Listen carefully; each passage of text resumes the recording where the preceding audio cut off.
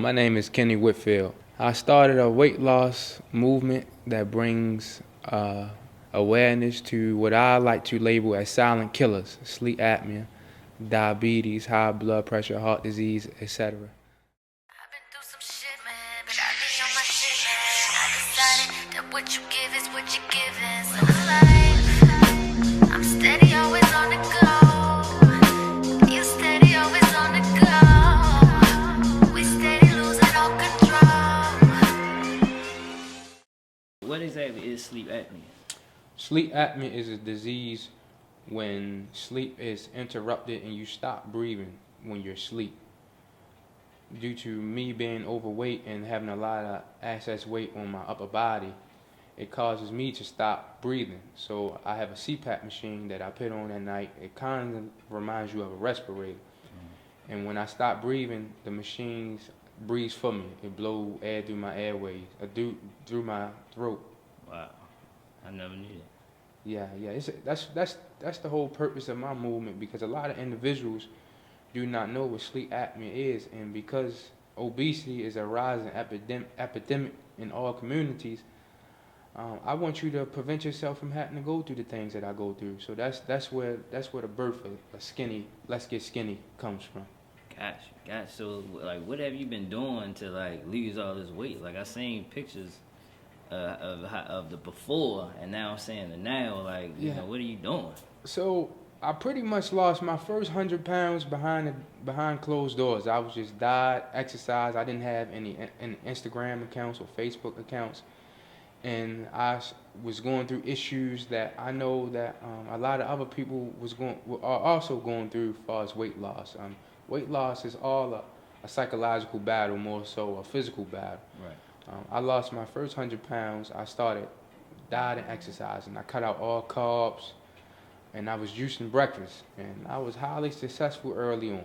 My first 4 months, I lost 100 pounds. I mean, it flew off. Wow. I was doing 2 hours of exercise a day. I joined the YMCA.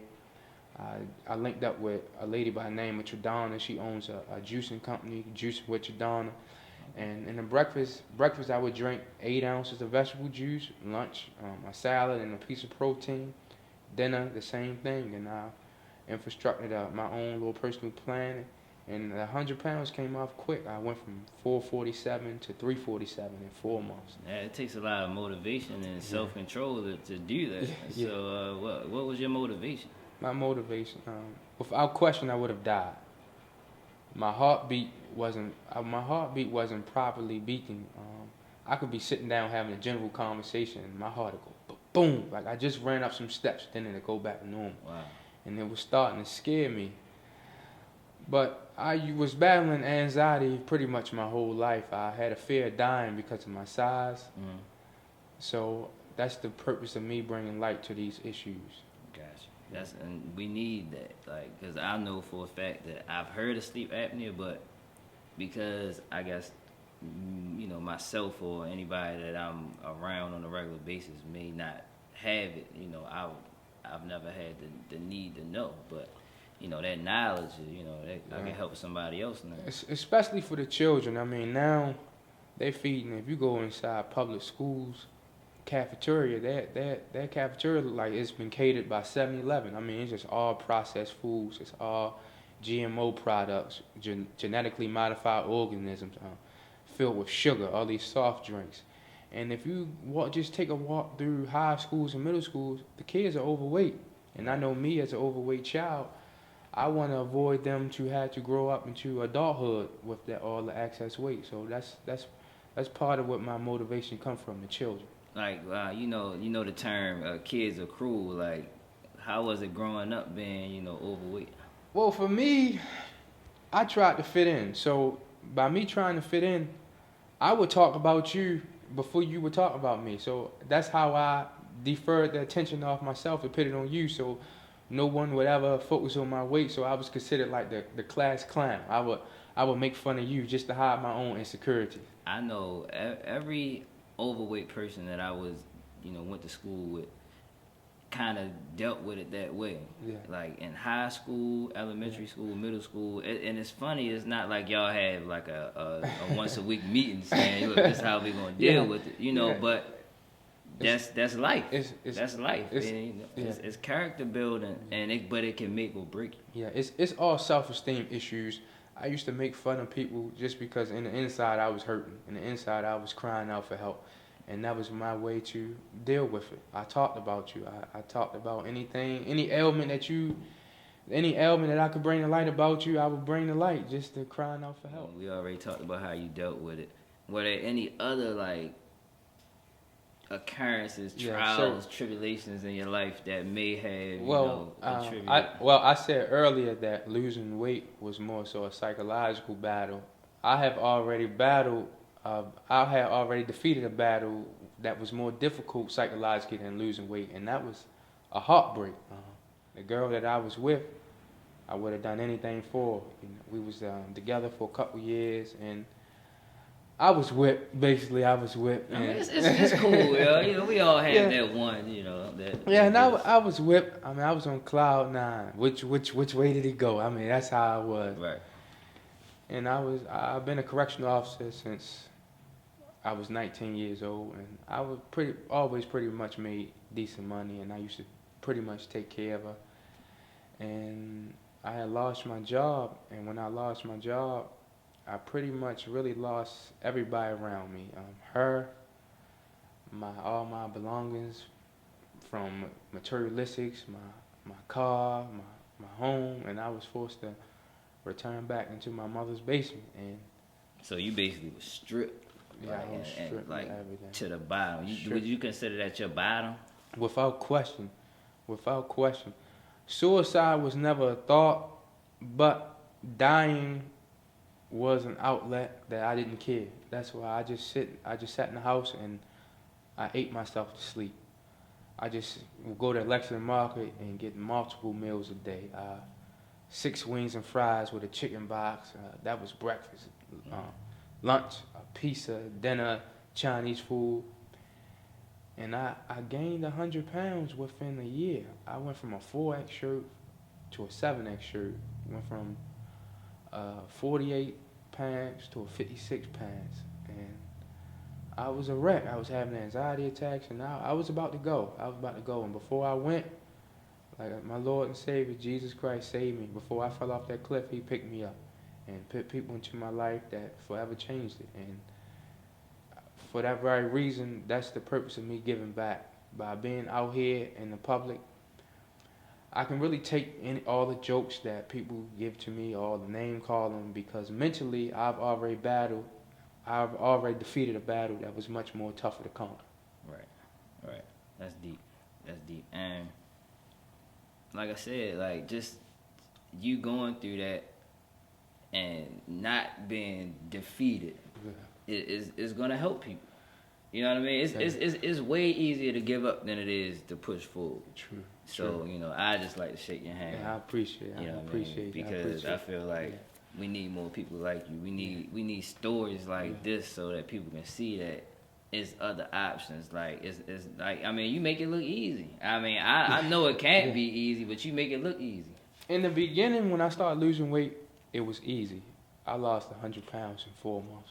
Then I came to a point where I couldn't lose a pound. When I got to like 347, I could not lose any weight. I kept fluctuating back and forth with weights. I go down 10, come back up 10. And then I began to get depressed again. And when I get depressed, I resort to eating. That's how I dealt with situations my whole life. Then I ran across this lady by the name of Wendy. She's a health coach. I made an appointment to go see her. She asked me what was my blood type. And I said red. That's the first thing that came to my mind. Right. I never knew my blood type. Right. So she said, no, silly, everyone has a blood type. So she took out a home blood type kit and took my blood. Mm-hmm. My blood came out to be B. And it's a book called Eat Right for Your Blood Types that she put in my hand. And in this book, it basically has plain as day foods that would make me gain weight and lose weight according to my blood type. Gotcha. So my blood type, anything with peanut butter, lentils, wheat, or corn, forces me to gain weight. Mm-hmm.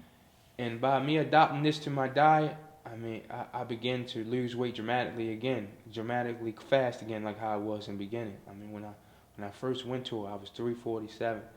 I was 341. When I came back, I was 330. I used to come see it every 2 weeks. When I came back again, I was three. I lost 8 more pounds. Then I tested it out. I started eating peanut butter and wheat just to see if it was real, if it was true. Right. I gained 4 pounds.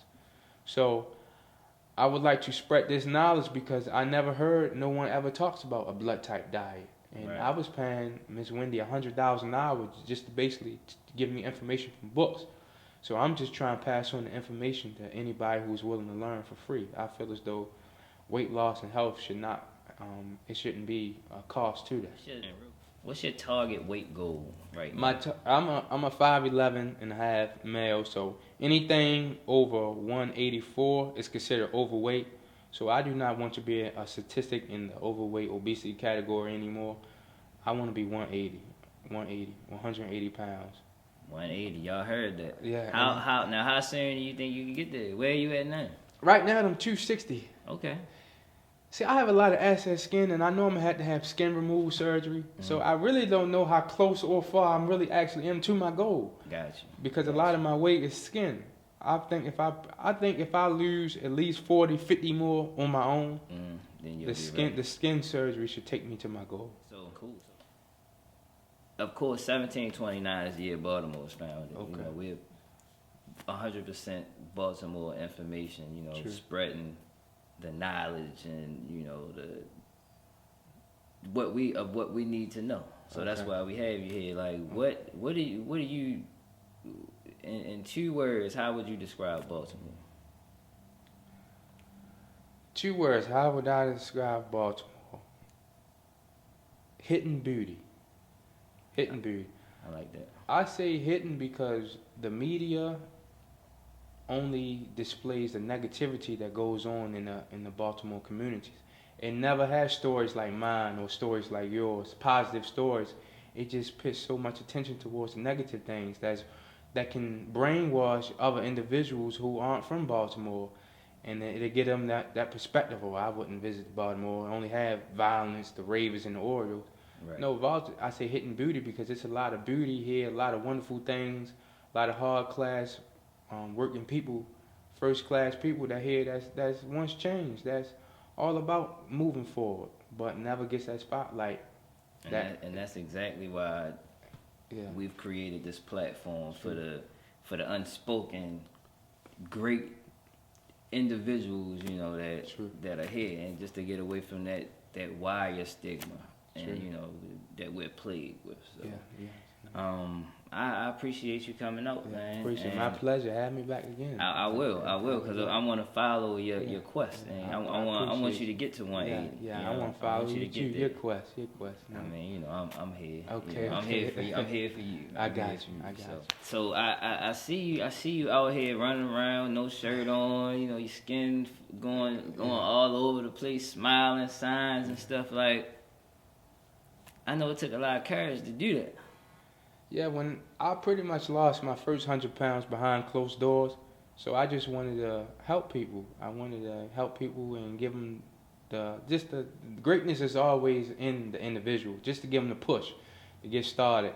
And if I see this guy with this skin and he big as me, will probably look worse than me without a shirt on. If he can do it, I can do it. Now, was you nervous the first time you went out there? Nervous is a heart attack, man. Each time I go out, I'm nervous until I actually start running, because each run I get a different response from the city. Right. I mean, some people laugh, some people clap, some people make fun. I mean, some people run, snapshot, take pictures of me. So I mean, which is all good publicity. It's true. Good, you want more people to see you and your movement. But I'm about to put you on the spot right now. Okay. My viewers who may not have seen you in action. Yeah. Let them see the beauty that Baltimore City gets to see when he graces the curb with his presence. I'm gonna step out. Okay, so I just run with my crowd of people, with my family members. Me and my family members, I have my family supporting me and behind me. And when I'm out here jogging, my excess skin showing, I have my signs right here behind me. I chose the right fight obesity on a protest sign is because I want to bring awareness to obesity. I was an obese child. I know how it feels to be obese. And as you look around in different communities, more and more children are becoming obese. So I like to run past high school, middle schools, displaying this sign so I could bring awareness to this, I call this a silent killer because it's creeping up on all different backgrounds, all ethnic groups, and it's destroying families. And Let's Get Skinny is a name that I've adapted. Like I said earlier, my name is Kenny. I just added an S to it. I just put skinny into my own little flavor. So the movement I stand for is Let's Get Skinny. And my last sign is sleep apnea awareness. Like I said, I had this since I was a small child. It's a sleep disorder, breathing disorder. When you go to sleep, you stop breathing multiple times a night, and your brain doesn't get sufficient amount of oxygen, and you have to wear a machine to breathe for you. So before you ever get to that level, I made this sign so I could bring awareness to it, which I label as another silent killer that's touching all types of backgrounds. Sleep apnea awareness. How you doing out there? My name is Skenny. I'm right here with 1729 Mag, and I'm keeping you in the full 1-0.